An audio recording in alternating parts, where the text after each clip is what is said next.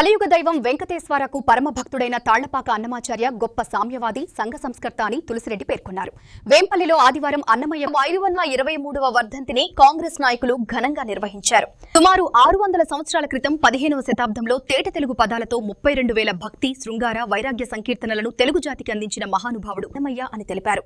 కవిత్వం, గానం, స్వరకల్పన అనే 3 లక్షణాల సమ్మేళనమే వాగ్గేయకారుడని, తెలుగులో ఆ తొలి వాగ్గేయకారుడే అన్నమయ్య అని పేర్కొన్నారు. బ్రహ్మమొక్కటే పరబ్రహ్మమొక్కటే వంటి సంకీర్తనల ద్వారా మనుషులందరూ సమానమే అనే సామ్యవాద భావనను అన్నమయ్య చాలా కాలం క్రితమే ప్రచారం చేశారని వివరించారు. 32,000 పదకవితలు అటు వెంకటేశ్వర స్వామి మీద, మిగతా వారి మీద భక్తి, శృంగార, వేదాంత సంకీర్తనలు 32,000 సంకీర్తనలు రచించారు. ఆ విధంగా పదకవిత ప్రతాపం. ఆయన తెలుగులో తొలి వాగ్గేయకారుడు. గాయకులు ఉంటారు, కవులు ఉంటారు, స్వరకల్పకులు ఉంటారు. కానీ ఈ ముగ్గురు కలిసిన వారిని వాగ్గేయకారుడు అంటారు.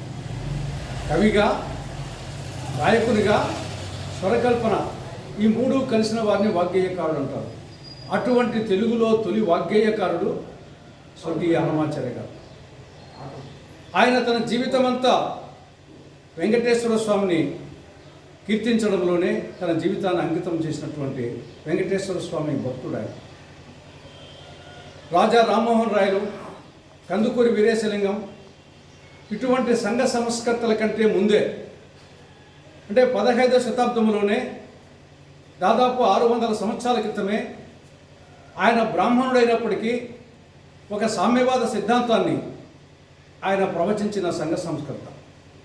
తన పదకవితల్లో బ్రహ్మమొక్కటే పరబ్రహ్మమొక్కటే, నిండార రాజు నిద్రించునొకటే, అండనే బంటు నిద్ర అదియును ఒకటే, మెండైన బ్రాహ్మణుడు మెట్టుభూమి ఒకటే, చండాలుడుండేటి సరిభూమి ఒక్కటే, కడిగి ఏనుగు మీద కాయు ఎండ ఒకటే, పుడమి సునకుమ మీద పొడయు ఎండ ఒకటే అని 600 సంవత్సరాల క్రితమే అంటరానితనము విపరీతంగా ఉన్న రోజుల్లో ఒక బ్రాహ్మణుడిగా ఉండి ఆయన సమాజ స్థాపన కోసం, సామ్యవాద సిద్ధాంతం కోసం మనుషులంతా ఒక్కటే అని ప్రవచించినటువంటి సంఘ సంస్కర్త సామ్యవాది.